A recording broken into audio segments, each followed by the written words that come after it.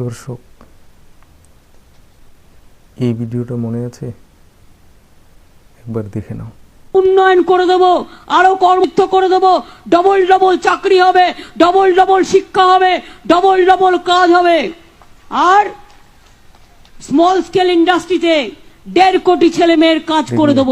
বাইরে যাওয়া double double চাকরি করে দেব, ডবল ডবল উন্নয়ন হবে, 1.5 কোটি ছাত্রকে চাকরি দেওয়ার বন্দোবস্ত করবে মমতা ব্যানার্জি।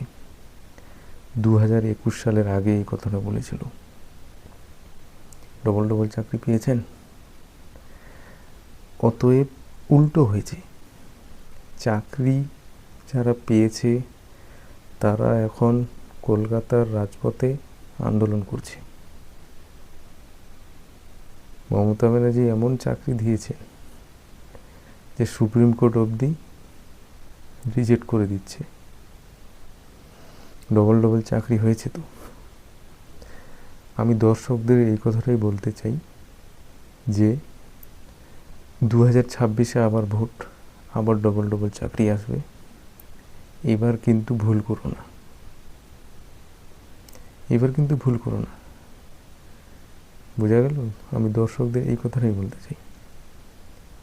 এই ডবল ডবল চাকরি ভাওতাবাদী, বাংলাকে শেষ করে দিয়েছে মমতা ব্যানার্জি। ভুল করেও ভেবো না যে এখন ফের চাকরি হবে, ফের 2026-এ জিতবে, ফের 5 বছর ঘুমিয়ে থাকবে। তো অতএব আমি এটাই বলতে চাই, মমতা ব্যানার্জির এই ভাষণগুলো, এটা একটা টিকটক রিলসে ভালো মানায়, রিয়াল জিন্দিগিতে ভালো মানায় না। বোঝা গেল তো? এটাই হচ্ছে মেন সমস্যা। আমাদেরকে বুঝতে হবে, এখন সরকার পাল্টাতে হবে। তারপরে বলছে যে বাইরে যাওয়ার দরকার নেই। সেই বছর বলেছিল যে বাইরে যাওয়ার দরকার নেই, এখন বলছে না, 2021 সালের আগে বলছিল। মমতা ব্যানার্জি ভুলে গেছে আমাদের পশ্চিমবাংলা থেকে অনেক ইন্ডাস্ট্রি উঠে গেছে। এবার ফের ইন্ডাস্ট্রি আনছে বলে তোমাদের কি মনে হয় যে সেও কি থাকবে?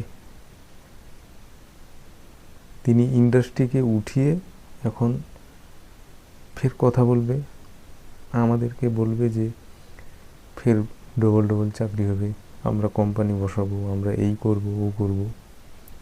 ভুল করেও সেই ফাঁদে পা দেওয়া যাবে না। আর যদি ফের পা দেন তাহলে ফের 5 বছর জীবন নষ্ট সামনের জেনারেশনের। তো এই হচ্ছে ব্যাপার।